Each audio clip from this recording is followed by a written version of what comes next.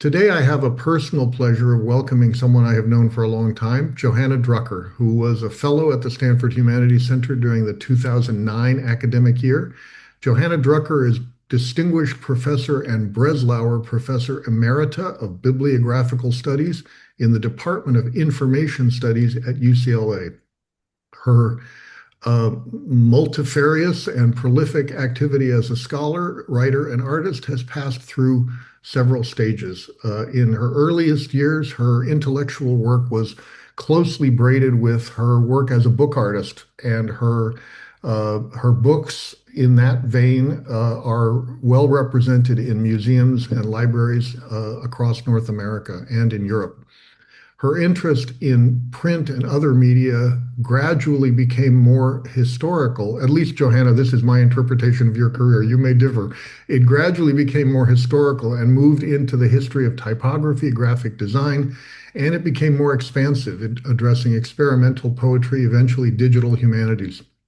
Anyway, throughout this evolution of a long career, Johanna has retained the sensibility of the book artist. Even her most scholarly works have a kind of consciousness of their medium and a flair that sets them apart.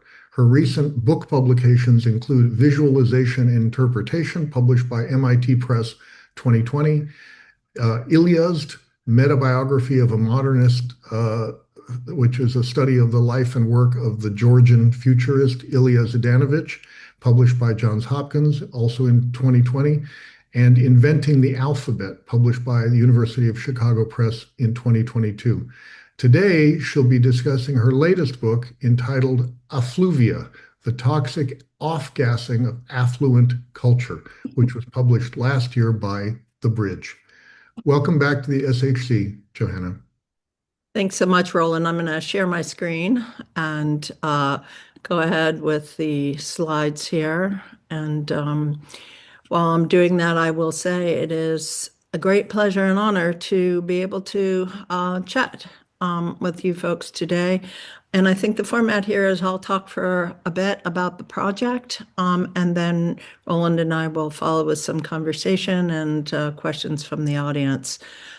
So as Roland mentioned, my talk today is going to focus on this book, Affluvia, The Toxic Off-Gassing of Affluent Culture. And as Roland has suggested in his introduction, I really the focus of this book, well, I'll come back to what Roland focused on in his introduction in a second. This book arose as an impulse, a kind of curiosity impulse, and it was based simply on the question, what possible carbon footprint could I have in simply making my coffee and feeding my cats in 10 minutes every morning? And as you can see from this coffee maker and coffee grinder, we're not talking here about super high end, this is just kind of banal, ordinary, sort of, the Cuisinart and an ancient Krups grinder that I've had for decades and decades. And, the cats get fed cat junk food because that's what they like in their little glass bowls. So, it's not as if what I was examining was a really high-end or complex situation. And I thought, well, let me just see what's involved. What's the life cycle of all of the components of this routine? So that was the start point for the book. Now, as Roland suggested, I, in fact, have no credentials whatsoever to take on a project like this. Okay, I'm not a journalist. I'm not an investigative journalist. I don't study manufacturing, engineering, ecosystems, or any of those other things. I began as a book artist and a writer. And again, as Roland alluded, my early work was on experimental typography and modern art, and the work of Iliazd, whose widow I met in Paris and whose meta-biography I wrote. I pursued intensive and extensive work on the history and historiography of the alphabet. In one of my earlier books, The Alphabetic Labyrinth, It's a history of esoteric and slightly eccentric thought and inventing the alphabet, which is work that recovers a tradition of scholarship on the way we understand the invention of the alphabet over time, starting with Herodotus and coming forward into the present. And then I did a lot of work in digital humanities and in information visualization. So yeah, I had again no credentials whatsoever to pursue the investigations that I took on for Affluvia. And finally, again, as Roland mentioned, I spent 40 years printing letterpress books of my own. This is one, History of the My Word World. And again, book artist, interested in letters, history of design, typography, experimental poetry, visual poetry, and digital humanities. Opening from the first opening in History of the My Word World, to give you a sense of the letterpress activity. So I come back to this. How do I start a project like this? What do I do?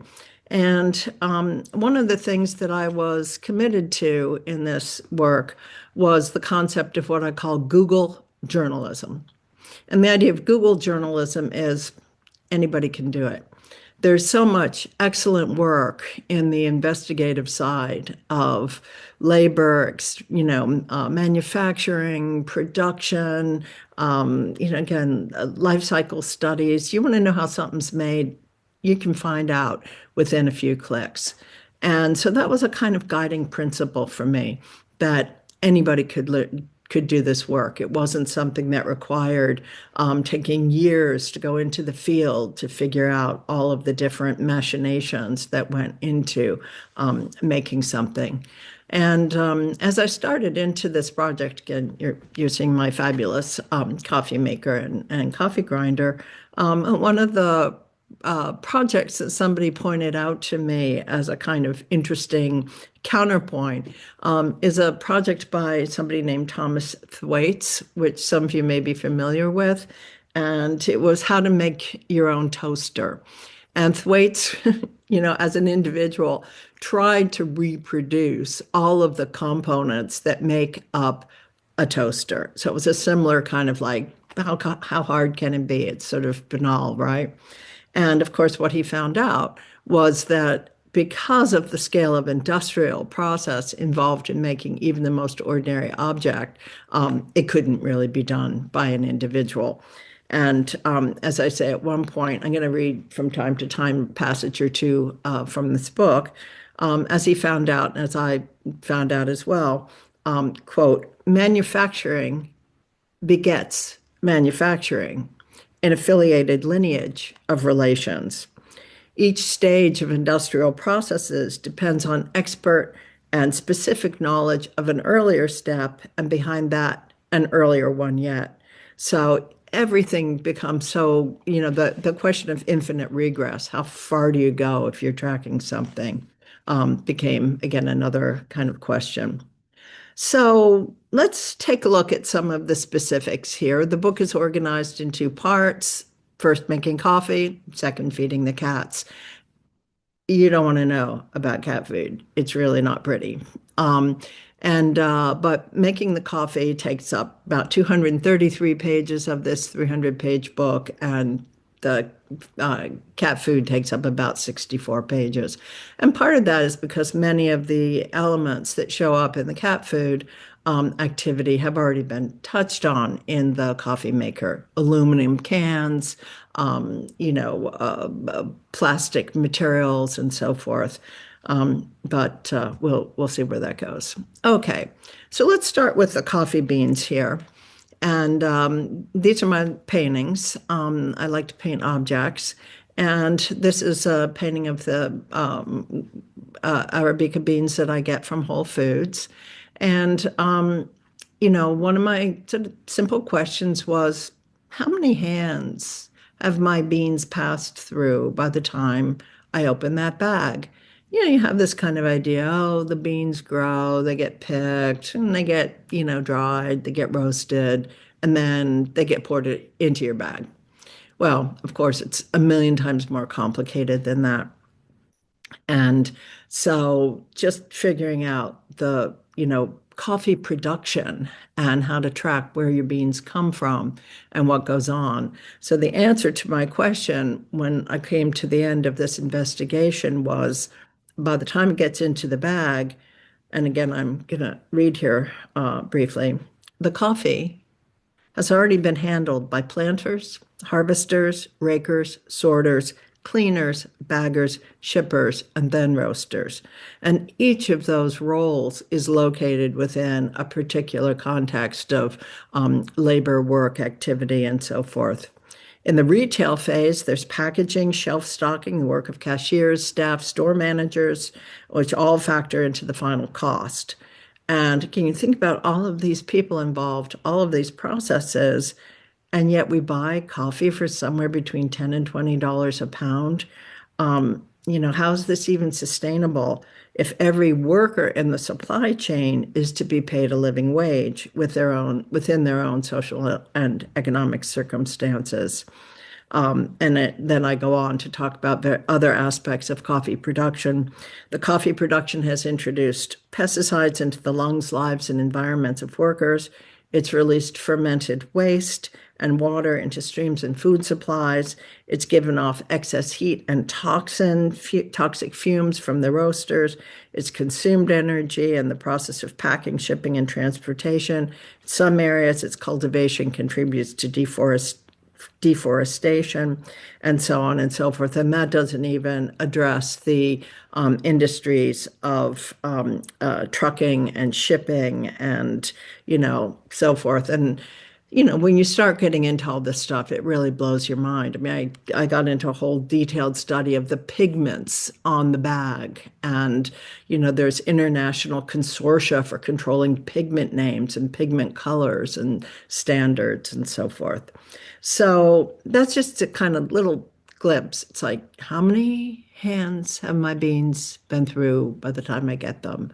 And to answer that question, again, it spirals out into what I call an exploding galaxy, a four-dimensional weave of interlocking patterns across space and time. Here's the coffee maker and the coffee grinder rendered in their watercolor and gouache portraits. Now, one of the other challenges with a project like this is to make it interesting to read, right? It's like, how many descriptions of industrial processes do you really want to have to, go through in the course of reading something like this? It gets, really sort of tedious. So, when I got around to the coffee grinder, for instance, which is a very old friend of mine, I've had this grinder for about 30 years, ways to write about these things so that they feel sort of enlivened was one of the challenges that I faced. So after I get through describing all of the sort of details of the coffee grinder production, its steel blade and its, motor and so forth, I have this little paragraph where I say, my grinder, because it's an old grinder, my grinder lacks a circuit board, a programmable interface, lights, and other features of the up-to-date smart models. It doesn't play music. It doesn't communicate with other appliances or receive text messages, nor has it advocated for the right to self-determination. But it's still the outcome of a remarkable array of industrial processes. So again, trying to introduce some lightness and some humor into this writing was also a challenge. Now, if you want to figure out the parts involved in something like a coffee maker, you Google, this is what I mean, Google journalism. I just go, look at this, Cuisinart coffee maker parts. No problem, right? And all of a sudden you get these exploded diagrams. Take a look at this. This is what's called a design for manufacturing and assembling diagram. And the industry puts these together. And if you take a look, you start looking at all these different parts to these to these objects. And each one of these is produced through, a process. And if we go, you track all the way back, of course, what you get to is the, extraction industries. Now, I have a colleague friend who shrugs when he says extraction industries. I'm so over it. And it's like, I'm sorry, but you aren't. You're participating in this every single day. But this list of parts allows you to begin to look at, okay, there's gaskets in there. There's, plastic form made things in there. There's plugs. There's the wire. There's the wrapping on the electrical plug. There's the, et cetera, including this amazing thing, right? Just there it is, right? That little blue light there. That's an LED display, right? No, actually, an LCD display. Sorry. It's a liquid crystal display. Do you know how many layers are involved in making a liquid crystal display? So here's my little diagram on the right. You can see 1, 2, 3, 4, 5, 6, 7, 8, 9, 10, 11, 12, 13, right? It's just a whole stack of different materials that are made and put together. That's just for one little tiny blue, time light on my coffee maker. And so it's like, what? It's like, really, really complicated and sophisticated in terms of, the diodes and what they do and, these multi-layer, conductors and how they, manage electrical current and so forth. So again, trying to write about this, give it some life. I'm going to read another short passage here. And it's not about the LCD, it's just about the motor in general in the grinder. Not in the coffee maker, but in the grinder. The electric current that charges through the motor is another player in modern life. In the conducting material of copper, which is electrical wire, the stodgy protons stay in place, bound to the nucleus of their atoms, while the electrons create a charge that can be carried through the wire coil. Now, the electrons get into an excited state, but who wouldn't with a jolt of current? The atomic interactions are not mechanical. No little train of electrons is shuffling along through the wire. Instead, they vibrate, producing a wave of energy at a certain frequency and amplitude. So the wave moves through this medium, in this case, copper wire, but the electrons don't travel. Electrons are hyperactive, very sensitive to magnetic forces, drawn as they are towards positive poles. So far below the level of my perception, these profound actions are taking place every time I press the lid of my grinder to connect the current to activate the motor. So again, it was like, how do you make these processes interesting for a reader? And again, each and every one of these processes, links you back to industrial production at scale, at a massive scale. And, again, going through these, what are the plastics that are involved? How are they produced? The bag, the coffee bag, has a coating on it. And that coating is a form of plastic.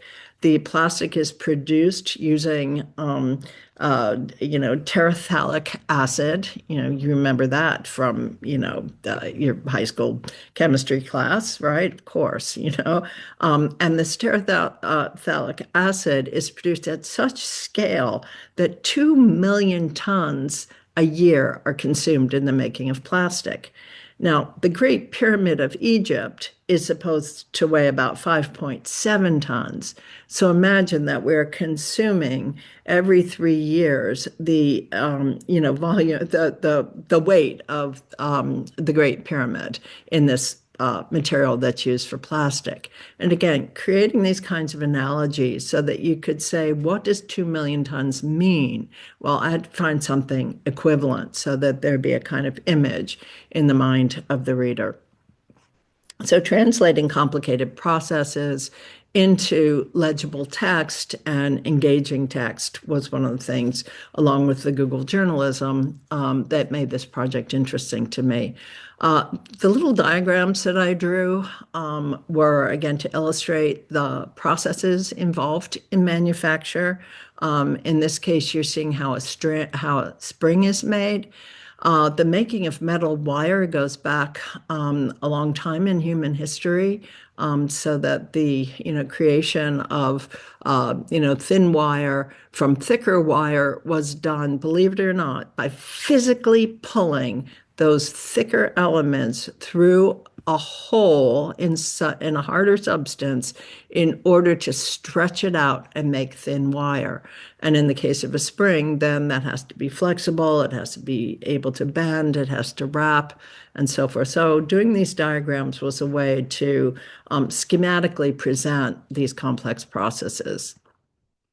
And again, track them back to the source materials that, again, we as humans are very good at removing from the earth and leaving kind of dramatic and amazing sites as a result.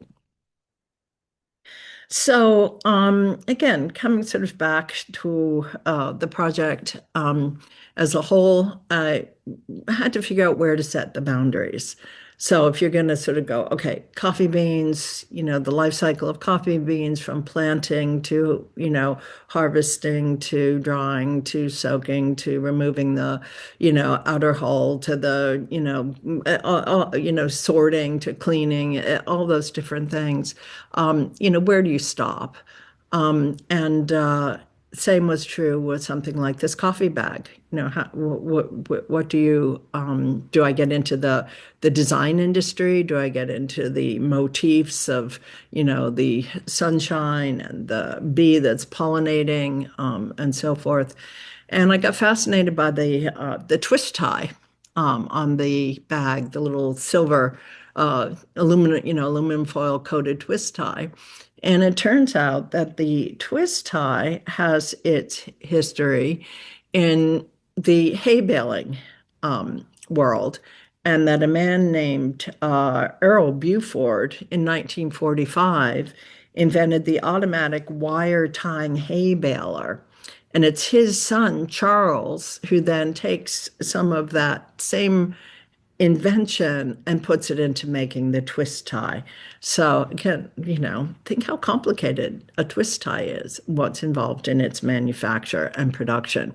And yet you don't even think about it. It's like you don't think about this little thing here. I don't know if you can see in the center. That's a little plastic valve that's in every bag for coffee to let moisture escape. And it's called a poppet. And it's a form of, custom designed plastic artifact that you don't even notice it. It's like the invisible belly button of the coffee bean bag. And yet it has to be designed, produced, the range of different poppets that are produced for different purposes.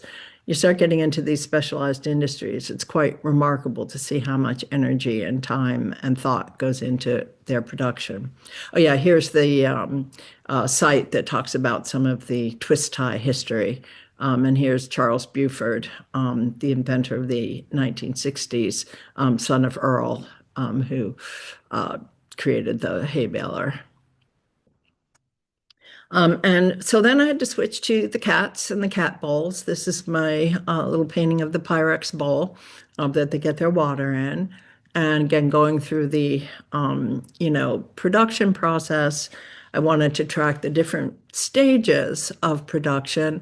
And so again, you start with sand. And, what I know now about sand and the difference between, beach sand and desert sand. You can't use desert sand to make glass. You need beach sand. Where do you get it?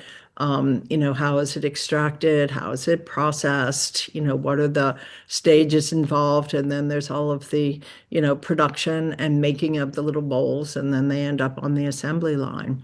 So I have to say, each one of these drawings in the diagrams is a small painting. So the amount of just effort involved in learning what I needed to learn, extracting that, and then making a schematic image that would be legible was its own challenge. And fun, I mean, absolutely, but it felt essential. I didn't want to do mechanical images. I didn't want to do kind of digitally produced drawings. I wanted the human aspect of all of this to come through, and I felt like the drawings themselves had to communicate that. So I'm coming to the end here of what it is that I had prepared to say and what I wanted to present. I do want to thank Michael Workman, who is my publisher for this project at the Bridge publisher in Chicago. And he was very engaged and generous in his support of the project, and I appreciate that. But I also want to thank the Stanford Humanities Center for the wonderful year that I got to spend there, which was 2008 to 2009, where I did the research for this book, Visual Forms of Knowledge Production. And again, if I go back to thinking about the drawings in my book, the diagrams in my book, the kind of research that underpins that in terms of understanding how to create knowledge visually and communicate it were certainly supported by the kind of research I was able to do at the Humanities Center in that year and beyond. So that was a fantastic experience and again, transformative in many ways. So that's kind of what I wanted to talk about with Affluvia. I'm happy to answer questions or enter into conversation. And I'm going to stop sharing and just be present. All right. Well, thank you, Johanna. And let me just remind the audience that if you have questions for Johanna, feel free to use the Q&A feature on Zoom. The questions will come in and I will take a look at them and we will try to get to as many of them as we can. And I'm glad, thank you, by the way, for mentioning your experience at the Humanities Center, even though it was now well over 10 years ago. And I do want to underscore for those of you who are in the audience who are former fellows that one of the purposes of this series is not necessarily people come to work with us for the year and they're working on a book typically. And yes, we love to have people in this Inside the Center series when the book that they've been working on with us comes out. But we also love to invite people who were fellows a longer time ago to talk about whatever is their latest work. We sort of want to keep connected with our former fellows over a longer period of time than just the first few years after the fellowship. So here we have somebody who's published, I don't know, probably more than half a dozen books since you were with us, and it's such a pleasure to hear about your latest one. Now, I have a couple of questions about I mean I have a lot of questions about Affluvia, but let me start with one that I know others in the audience will be interested in. You made a point of saying at the beginning that you are you're a, as you said, a Google journalist. You're not an expert in economic geography. You're not an expert in supply chains. You're not an economist, and so on. And I'm curious how you saw the actual method of this project grow out of your previous research experience. Which, if I line up all your books, I don't think I've read them all, but pretty damn near. You can see from in every case how one book led to another, or how they grow by incremental steps from the early part of your career up to the most recent, say the alphabet book or something like that. And then this one is a departure, it seems to me. So Yeah. how did you consciously build on your previous research experience to do this, in addition to the fact of the Google journalism thing? When you were actually constructing a research agenda here, how did you draw on your past experience? Sure. Certainly, again, it's a valid question and an important one.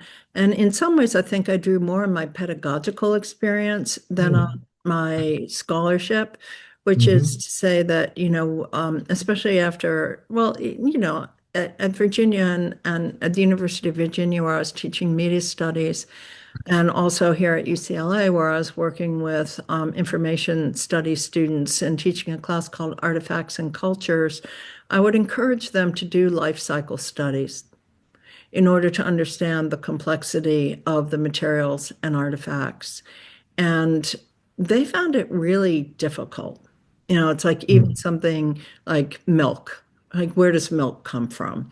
You start getting, because I do trace that in Affluvia, the whole industry of the dairy cow and, what's involved in managing waste and food supplies and so forth. And the students found it very difficult. They couldn't figure out the parameters. How do you bound it? And And at the time you started to assign this, had you already done life cycle studies of this kind yourself? So no. you were sort of putting them out in front of you as a kind of, you know, see what I, you were you able to know, do with you it. you you look around, you find some good examples and Hmm. so forth. And I think the one thing that really carries over from scholarly research into, this kind of Google journalism is how do you assess the sources? Which are credible sources. And this was something that I always had to work with students.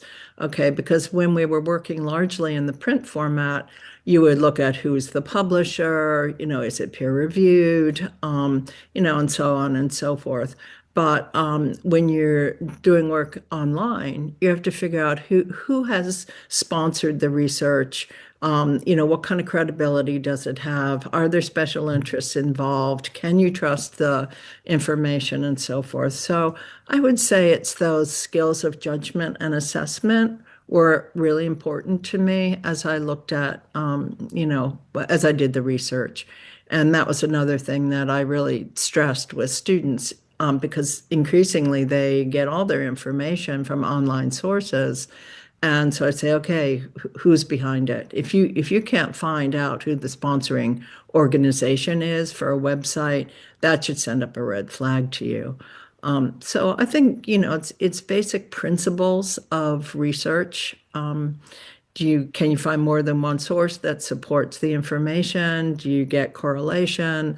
So I think there are a lot of yeah, things that carry over in terms of intellectual credibility and what you're trusting.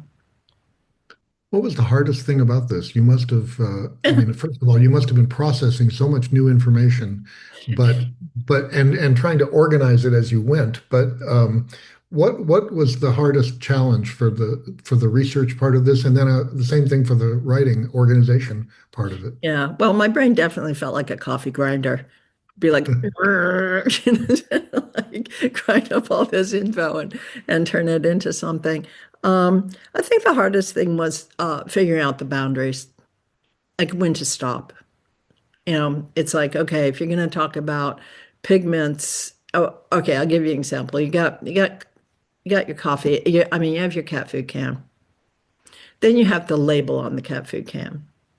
Now, the label on the cat food can is printed and it's, an industrial process, but also has a photograph of a cat. Where's the photograph of the cat taken?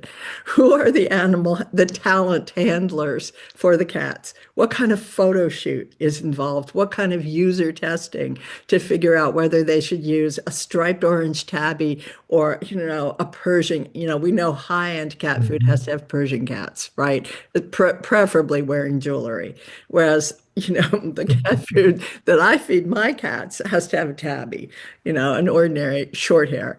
It's just, but where do you stop investigating with that? How far do you go in that photo shoot situation to account for everything that's involved in going into the cat food label? And that's not even getting to the ingredients of the cat food. That's just the label. So figuring out the boundaries. And what I decided was if I was going to describe something as part of the process, it had to be something that was where the evidence was immediately present in the Mhm. objects I was describing. So if it got away from that, I couldn't see the evidence. So, So what was something that's not immediately present? Like, well, the cat handlers, the talent agency okay, pets. okay, It's okay. like, it's an industry unto itself. I mean, you don't think that was just some random person's pet. It's Yeah. like, that's a star in the cat industry. So I think figuring out the boundaries was what was difficult because you get into infinite regress. You got to figure out where the pigment materials are made and how they are processed. Are you going to, Hmm. figure out how the Hmm. printing press is designed that is used to Right. print the, Yeah.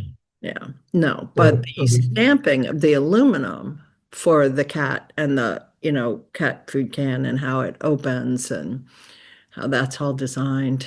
Um, yeah. So if it has a presence in the material object, yeah, so not the camera that the cat food picture was taken with, right? no, Exactly. Okay. exactly. Right. I mean, because again, then it's just infinite regress. It goes on, Mhm. um, which is true. I mean, everything's connected to everything, as we know. But for this project, again, it was, the point of it really was to say, you know, this is information that's readily available. If you want to know what your lifestyle is costing, you can find out. And, I think of myself as living a fairly, I mean, I'm an affluent first world person, but certainly not wealthy. I'm not in the, billionaire class, that's for sure. But the point is simply that this information is available and you can answer the questions if you want to about how things are made and Mhm. consider alternatives. Uh, Another way to think about the way that this project is a departure from so much of your past work is that you must envision it having a different audience. And yeah. how did you think about that as you were working on it? And what do you think now that the book is out? Have you encountered that audience in ways that showed you that you've reached a different set of readers than in the past? Yeah, well, I guess I'm not really sure, who it has reached, or how it finds an audience and, figuring out ways to promote the book and get it, sort of get it some attention is always a challenge. But, I was thinking as an ideal reader for this book, I was thinking about my nephew. My nephew's in his mid 40s. He teaches high school science. And he's curious. He doesn't have an advanced degree. I mean, he's got a teaching credential. And Mhm. it's like, would he find this interesting? Would there be something in this that would engage him? And that also helped determine the tone. I mean, I read you Mhm. some of those passages. I was trying to, be playful as well as informative, because I actually think that levity is the route to enlightenment, but that's a conversation for another time. So, but so he was kind of my ideal audience. Mhm. What I want to ask you about the term off-gassing, Mm. because you haven't said anything about it yet that I remember, but it's it comes with there's a set of implications built into that word, and I wonder if you could walk us through them a little bit and why you chose it. Sure. Okay, so when I think of off-gassing, I think of the ways in which various industrially produced products give off, you know, uh, Mhm. odors, substance that releases into the air that can be damaging. And I know that, for instance, for book storage, you don't want to store books as I have here in my. You don't want to do what I did in my with my artist books, which is to put them into wooden cabinets, because the wood and the way it's been treated releases gases that will help deteriorate the books. So I think of off-gassing as a negative consequence, often unnoticed, of the manufacturing processes. So that was what I was thinking. What are you thinking? Oh, I don't know. It's not a term that I encounter all that often. Oh, You're sort of okay. you're using it figuratively, but sort of not figuratively at the same Yeah. time. No, Yeah. that's true. I mean, again, I think about it a lot when go into, first of all, new cars and new construction. So there's a Mhm. lot of new construction in my neighborhood, and just even when you're walking around, you can smell the, Mhm. what the, materials are releasing into the air. Mhm. So, I think it has a negative connotation. There's very Hmm. little off-gassing that you would think of in a positive. Like if something's being cooked in the oven and it's a pie exuding an You alluring don't call that odor, you don't off-gassing, say, yeah. man, that those blueberries are off-gassing. Yeah, yeah. Now, here's a question from the audience. This person writes, I have the same Krupp's coffee grinder, probably purchased when I was at Stanford in the 1980s. When a product has such usefulness and longevity, doesn't that offset some of the off-gassing? I think so. Yeah. And again, that I totally agree. And this is one of, it's I hate upgrade. I don't want to upgrade. It's like, that was why that joke about, my coffee grinder doesn't send text messages. It's like it doesn't have to, right? Mhm. And I don't have to program it the night before just to be sure that, it starts grinding the beans before I feed the cats. I mean, so yeah, I think thinking through the limits of consumption, I mean, we all overconsume. And part of what triggered this book was just going through my neighborhood in the morning. I live on the west side of LA and, a neighborhood that's, was built as a quite modest neighborhood, but nothing is modest anymore. Every home that gets sold gets bulldozed and something, monstrous gets built in its place. But the amount of just waste that I see in the recycle bins, like how many cardboard boxes per week are people throwing away? It's like, what? And I'm a kind of low end consumer. I have a kind of aversion to excess consumption. Mhm. But even at that level, if you think about what you own, it's kind of shocking, how much we take for granted in terms of a baseline of consumption. Yeah, no, And yeah, of course. you know, Yeah. you go to the store and you think, oh, okay, I'll buy a bag of cashews. And you think every cashew is that little central, nib in that flower on, a branch of that plant. It's all been harvested, gathered, processed, cleaned, packaged. It's like, and you just take a handful of them. It's so this was just sort of a, wake up to Hmm. myself like what's involved. If you're the part of the thing that sort of makes this book so beguiling, I think, is that it's organized around this deliberately mundane and banal sort of act of making coffee and feeding the cat.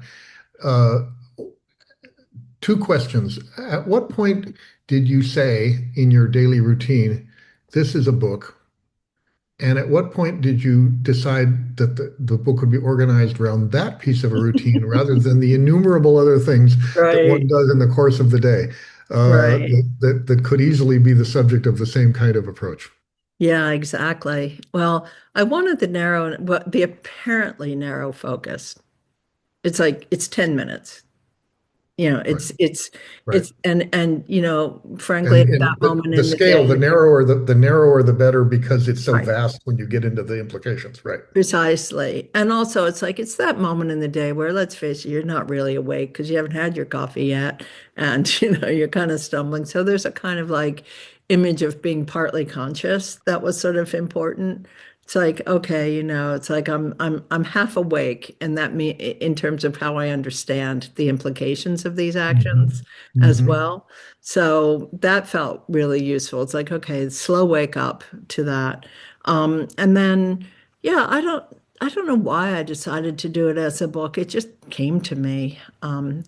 And since then, a number of people have asked me, well, if you're going to do it again, or if you're going to do a follow-up, what would you pick, right? Hmm. As a topic, a start point. And so if we're going to be within the, sort of daily routines, I would say the bathroom, showering and Hmm. brushing your teeth. Boy, does that take you to all kinds of places. But I often, because of the way my mind works, all these associations, I stand on a street corner in Midtown Manhattan and I look around me and think about what's going on and think about trying to analyze the intersecting networks, chains of communication, supply, social relations, economic forces. There is no drug more that induces hallucinations more extreme than that moment of meditation. My brain just Mhm. like it explodes. It's like, and yet we walk through these complex intersections every day and negotiate them and process all that information. But if we stop and think about it, it's like one, you know, minute of standing in a Midtown Manhattan intersection, you'd have to write a 25-volume encyclopedia. Exactly. Yeah. Yeah. Yeah. The World Book Encyclopedia Exactly. of Yeah. yeah. And yeah. And it's really kind of intense. Yeah. Yeah. I have a couple more questions from the audience, and let me apologize to everybody because I'm not doing this from my usual place at the Stanford Humanities Center. I'm abroad. I'm doing this from Europe, and I'm reading these off a laptop. So in order to see the questions, I have to squint down and get close to the screen. So I'm normally much better prepared when I do this at home. But let me squint down and ask you a couple more questions from the audience. Uh, Beautiful paintings, Johanna. I paint and do art too, and some years ago I went through a very low period where I found even art materials, conduits for human creativity and expression, as tremendously wasteful. And I started to despair and ask, what's the point? How do you do the research and creative work you do, learn about and realize the kind of impacts humans have on the planet for something as deceptively simple as a cup of coffee or a little painting, let alone all the other things we've exploited from the earth and one another for? And how do you not, in the end, how do you not despair for the future? Well, I do despair for the future. I mean, it's unfortunately, I think there is the possibility of correcting the path we're on, but that's probably unlikely until there's a, you know, transformation of culture that will probably come through some apocalypse. But with the art materials again, I've had these materials for so long. I have pencils that I've had for, since I first started drawing in the 1970s. And brushes and, gouache and watercolor. I do buy an occasional tube of white gouache. That's the main thing I have to replace. But yeah, everything has consequences. Everything has, every action that we take, it has an impact. So, uh, again, it's always a matter of a trade-off, thinking about which things that you do matter most. I mean, I think, if there were some years back, and this was in the context of information visualization activities, at a student that I was working with, and we were saying, it'd be great if you could have a little, sort of label on that would pop up for every action that you took or every consumption that you did. That's kind of like the food labeling that says, the calories, the, vitamins and so forth. But if you could have a kind of energy cost app that for everything that you did, it'd be like, oh, that's going to cost you X, but if you go this way, it'll only cost you Y in terms of, and if everybody were issued a kind of quota of consumable energy, and then Yeah. it's like, okay, it's like your bank account. As it draws down, you go, oh, well, maybe I don't really need to do X. Maybe I'll just do Y today. I'll take a walk instead of watching download movie. So, I Don't think you think something like that's going to happen at some point? I should hope so. I mean, I think instruments for awareness, in some ways, like, Yeah. I mean, I Yeah. don't wear a smartwatch or any of that kind of thing, but the way it monitors health activity. So we could easily monitor consumption, energy Mhm. consumption. Mhm. And I think it would, again, choices could be made that were informed choices rather than just kind of random, oh, maybe I should do X instead of Y. And if all food that you consumed came with an energy cost label on it, that would be very helpful. But Mhm. food, entertainment, clothing, The Hmm. the fast clothing industry is just monstrously destructive. Um, cheap fashion. I think these are all things where building an aware, I mean, I'm not trying to preach to anybody, but Hmm. it's the awareness builds opportunities for informed decision making. Well, you mentioned your nephew who's a high school teacher now. Imagine if you're, as your sort of imagined reader, imagine if a high school teacher had a class of students read this book, and then one thing leads to another, and eventually those students grow up and become the people who make the consumption indexes that you're talking Yeah, about.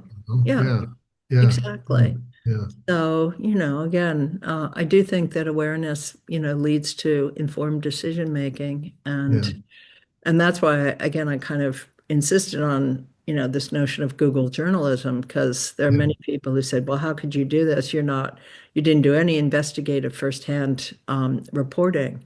And it's like, that's my point is, Mhm, you don't have to. mhm. Anyone could do this theoretically, Yeah, yeah, yeah, without the ability to shape the book and so on. But that comes from your past experience as a scholar. But still, yeah, yeah, yeah. assembling the information is potentially anybody could do it. Yeah. Right. Now, the process of turning this 10 minutes into modules that could be broken down so that the research was modular and the writing was modular, and so forth. I Hmm. wanted it to be in short chunks. I wanted it to be a book that somebody could dip into and just read one small section.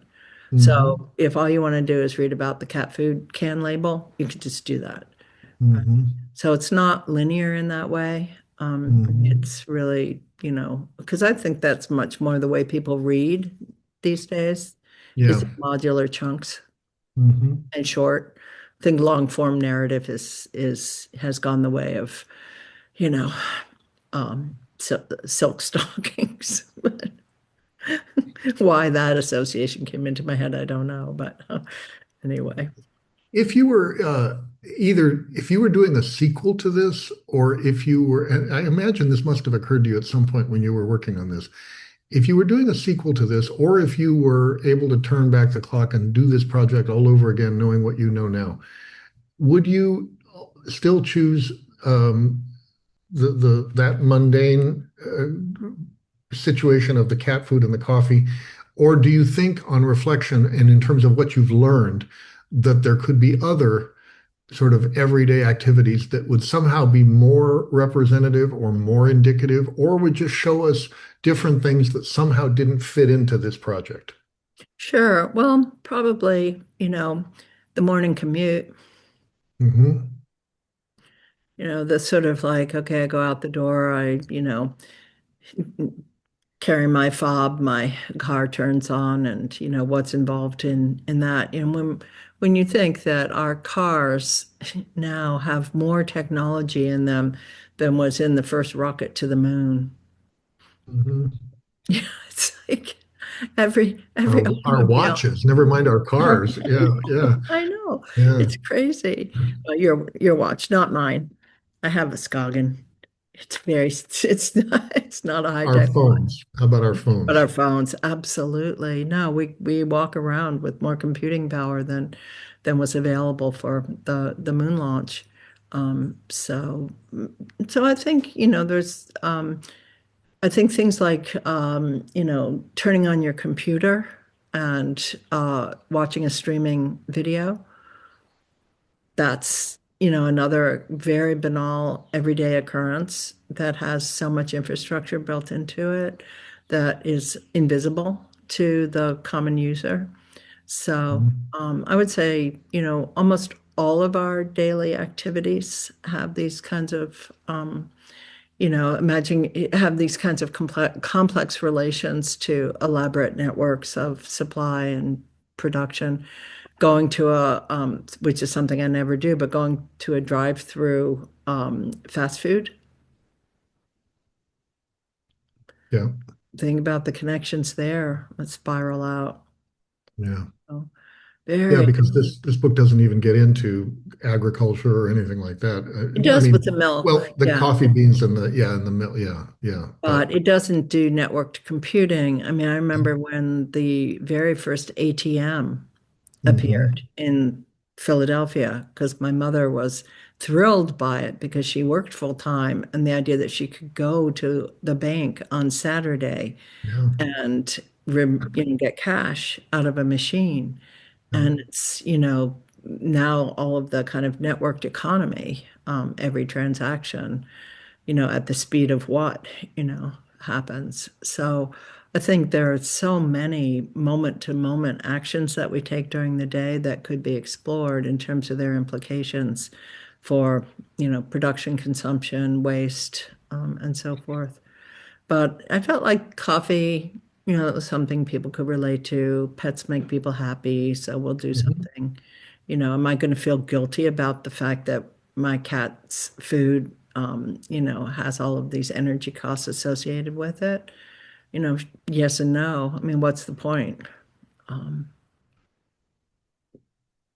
And you mentioned the origins of this project, of your research method, in a way coming out of pedagogical experience, asking Mhm. classes of students to do sort of life cycle studies of originally media phenomena, right? If I hear that right. Media, no, and in artifacts and cultures, Artifacts. because these are students who are stewards of cultural legacy materials. Uh-huh. So it I could see. be ceramics, it could be glass, it could be film, it could be photographs, it could be hmm anything that we hmm value, on which we put value, as a cultural artifact. But couldn't you imagine a project like Affluvia being like something like the first step in a kind of networked project in which a group of people each took on a different aspect of something very quotidian Yeah, and more than any one person could do, but this book has sort of the model for a networked project, a big networked project that people could do of different objects, different experiences during the day and a a big international project. It would give people a kind of template for something yeah. much bigger than this.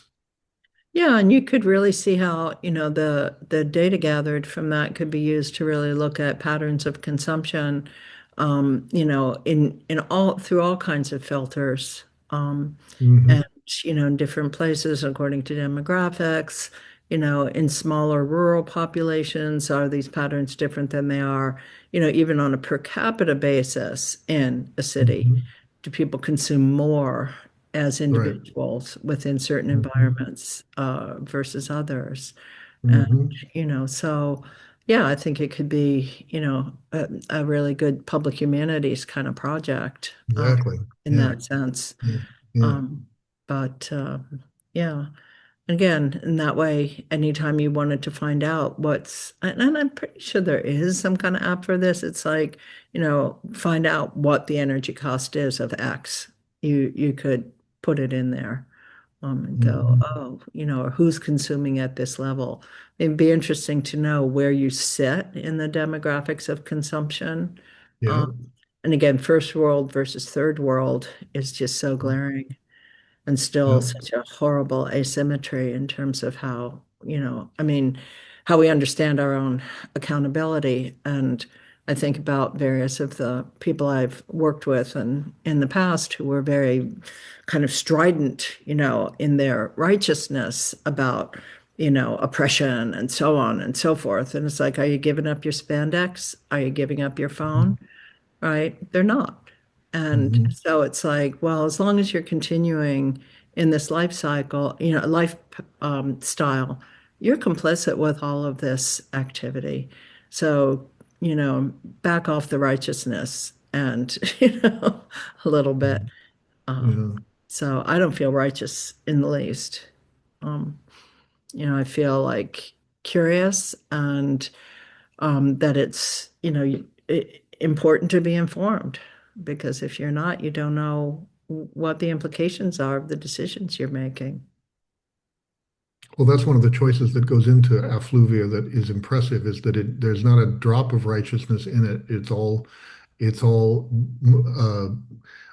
clearly motivated by curiosity and the way one thing leads to another, and it's purely it comes across as much not it makes its point without saying what that point is in a way. Yeah. Thanks. I Yeah. appreciate that. So, So we have about maybe 15 minutes, 20 minutes left, something like that. I just want to invite the audience again. If you have any last questions, submit them, and I will try to get them to Johanna before we finish. I have a couple more from the audience and from myself. Um, a couple of people asked this, and I think this is probably on more people's minds. Uh,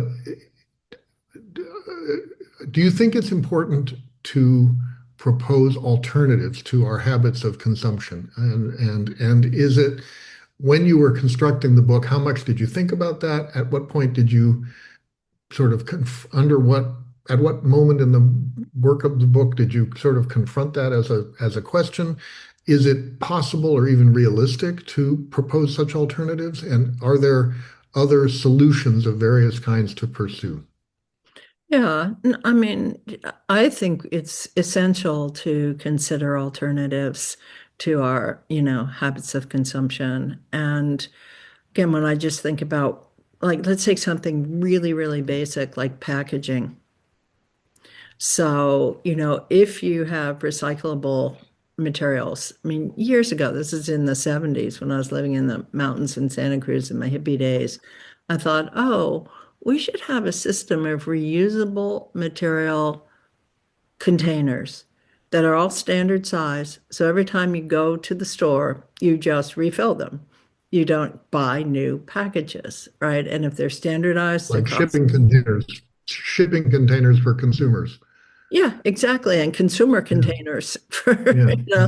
and so, but it's like you think if you go to, the store and you pick up your vegetables and you put them into a bag that you've used, 35 times, and you kind of, recycle rather than, buying things that are in elaborate packaging. And it's like I bought some mangoes the other day and they came in a plastic case that, for four mangoes that's mango shaped. And so it's custom made, it's purpose specific. Now, in principle, plastic, that particular plastic is quite recyclable, but that's not the point. The point is, did I really need the mangoes to come in that package? I would have been happy to pick up three mangoes and take them. I Mhm. didn't necessarily need four. And so I think, there are shifts you can make in your own lifestyle. I don't eat fast food. I don't eat processed food. I don't, and but I'm in a privileged position where I don't have to as well. So that's why I say I'm, back off of righteousness because you don't know what people's circumstances are or what's available. Um, Mhm. we could reforest the urban environments. We could have community gardens on every corner. I mean, there's so many smart people who know what alternatives would look like integrated into society at various scales. Meat consumption, Mhm. oil consumption, clothing Mhm. consumption. It's, consumption. Well, do you really, is it necessary? Um, so yes, I think thinking of alternatives, modeling alternatives, I think is important. And again, as teachers, that's something and citizens, it's like, how many pairs of shoes do you have? How often do you come in with a new outfit? What kind of watch do you wear? What kind of products do you consume? Do you go to a nail salon? Do you know what the ecological costs of nail salons are? And just, sort of no, you know. So, I think there's plenty of room to consider how individual choices could work at scale. Yeah. Scale is important. Mhm. Here's a question that just came in. Again, pardon me for leaning in and squinting. It's the only way I No. can see these questions. If the issues of consumption become politicized, I worry, the questioner says, that uses of non-plastic legacy materials will become fraught to our detriment. How to address this best? How to make this palatable to a young MAGA base? Hmm. Well, I think the way to make these things palatable is again through education and an example. So if you sort of go, I mean, I would go back to, Schoolhouse Rock or so it's sort of like, Mhm. okay, you're just taking this little thing for the moment. What is that going to mean by the time you have kids? What's it going to mean when your kids have kids? What's it going to mean? It's sort of like what kind of very simple but clear and legible logic can be used to show what the long-term consequences are of any particular action. It's a kind of social butterfly effect, right? Mhm. So I don't care where you sit on the political spectrum. If you are a living person, you probably care about what happens to your children and your children's children. I don't have children, but I care very much about the future of my students, of my nieces and nephews. And so it's like, I think understanding it, what the, results are of making certain choices for the downstream effects would be, I mean, that's sort of different from the life cycle study. So Mhm. downstream effects would be different. It's like, oh, who knew?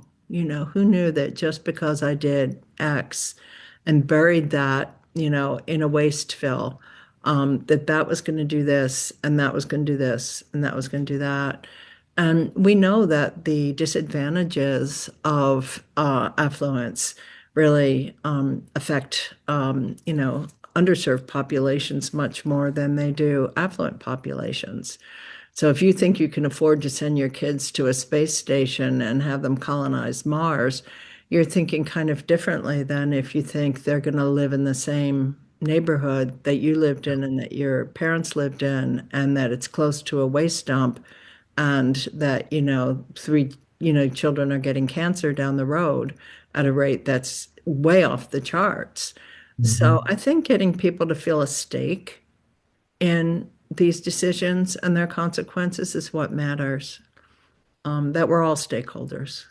Mhm. That's not a matter of where you are on the political spectrum. Mhm. Um, Yeah, thank you. Thank you for that. Two more things before we finish. One person in the audience asks, how has your morning routine changed as a result of writing this book? it has not. That's what I mean. It's like that's why I'm not pointing any fingers. It's like, am I going to do without my coffee? I'm going to start drinking weed tea from, some plant in my garden. It's like, oh, I could grow spearmint. Yeah, yum. Okay, so no, it hasn't. And, Mhm. so I remain guilty of my indulgences. Yeah, there it is. And I'm not giving up my cats, which, many people feel that having pets is very much a first world indulgence, that Mhm. it's, consumes an incredible amount of energy, and it Mhm. does. Mhm. Mhm. But, and I'm not going to send them out hunting. I mean, that would be really so. Um, so no, my routines haven't changed, and there it is. But you must grind that coffee in the morning with a something in the back of your mind about everything you learned in this. Certainly, You must have defamiliarized the process to yourself in some way. the relationship between electric motors and the magnetism of the Earth was a real revelation. And the Mm. fact that, positive and negative spin are essential for electricity to work. And that's an Hmm. Earth-based reality. And it's like, oh my gosh, every time I push down that lid, I'm connecting to the Earth's magnetic Hmm. field. It's Hmm. like, wow, that's really Yeah, great. yeah. Yeah. So, things like that have a ripple effect on your brain. Hmm. Okay, last question. You, at the beginning of everything, you kindly mentioned your experience in 2009 at the Stanford Humanities Center. For the benefit of people in the audience who maybe have never been there or are considering applying for a fellowship. Could you say something about the atmosphere there Oh, as you sure. experienced it and how it affected your work? Oh, sure.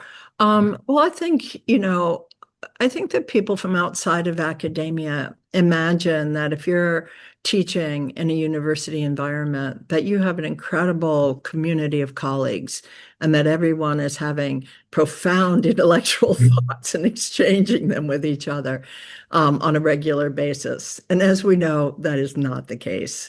Everybody is, juggling, class prep, student responsibilities, personal responsibilities, research, writing, publishing, talks, visitors.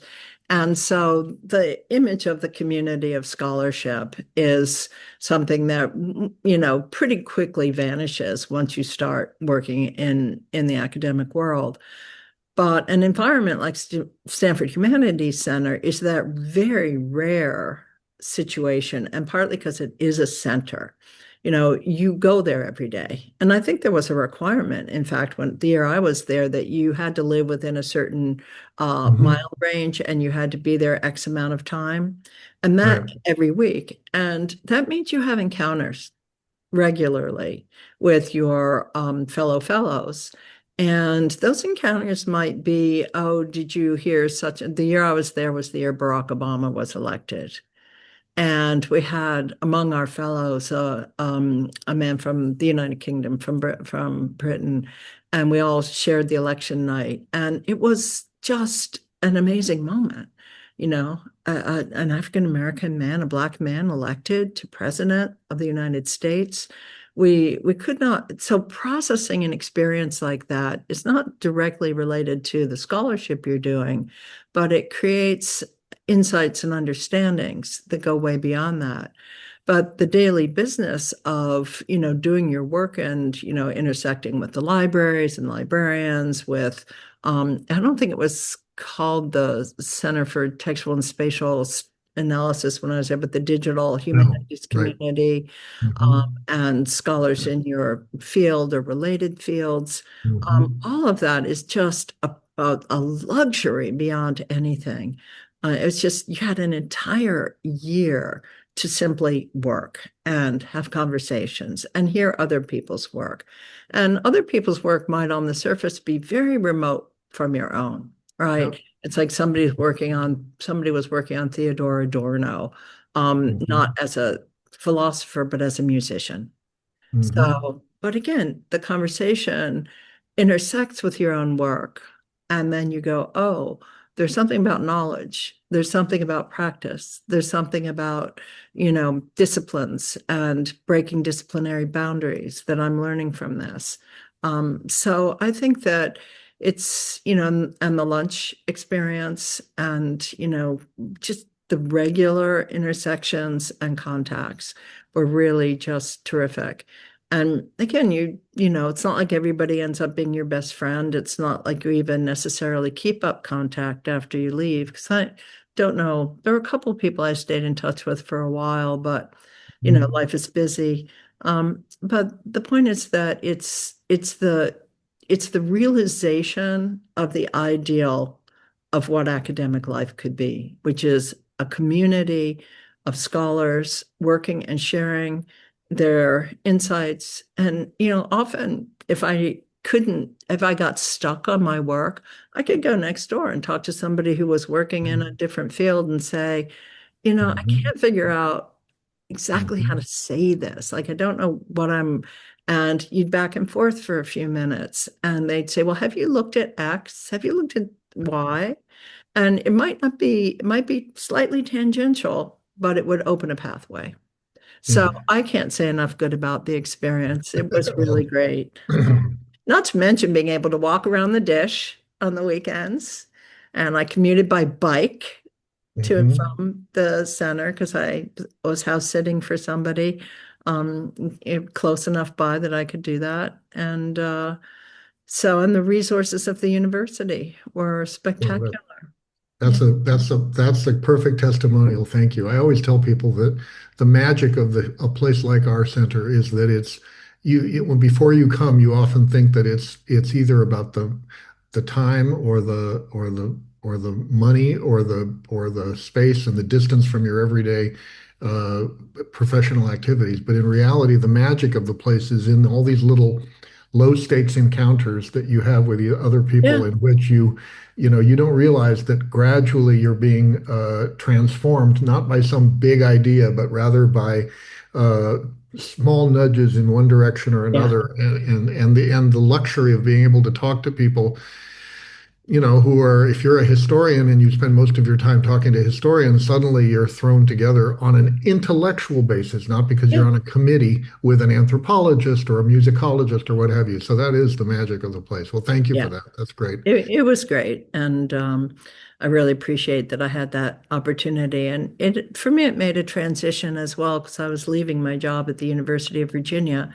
where I'd spent a spectacular 9 years and had been very, very happy, but had finished everything I'd gone there to do. And Mhm. I was returning to Mhm. California Mhm. for what to me was just the dream job, which was to come to the University of California in Los Angeles as my final position, and to help create digital humanities and other, history of the book and other things. So, but yeah, and again, the resources of the university, just the kind of libraries that we get used to. Yeah, yeah. And that fantastic chapel that Mrs. Stanford designed with her under the influence of theosophy, the Rosicrucians and all homilies that that. she Yeah, wrote. Oh yeah, God. yeah. I mean, and I want to just finish on with one little last anecdote because the family rooms in the Stanford in the museum that have the artifacts from the Stanford family, Oh, uh-huh. that contains a painting of Mrs. Stanford's jewelry. I don't know if you know that painting. It looks like a postmodern painting. Okay. And the reason she had that painting painted was not out of celebration of her jewelry. It's because she was selling it all to help um, with the foundation of the library. At least that's what I remember. I could have the details wrong, but it's a spectacular painting. And again, the family rooms there I find incredibly moving because of, the story of Leland and Yeah, but so those are things that it's like, again, not what you went there for, yeah. but it's something that that I came away with a profound emotional, appreciation of what had been involved in the building and founding of the university. Yeah. Well, thank you so much. I need to wrap this up, but Yeah. this has been such a pleasure for me to reconnect with you this way, and uh, and to especially to read Affluvia, which as you know, I discovered it a few months ago when I heard you give a talk about it in LA, and I immediately thought this is exactly the kind of thing we need to do in the Inside the Center series, Well, thank you. and give, you mentioned whether or not one stays connected with one's fellows, to give the people from earlier years a chance to come back and reconnect with the center and reconnect with you. And so thank you so much for this. It's been really illuminating. Thank you.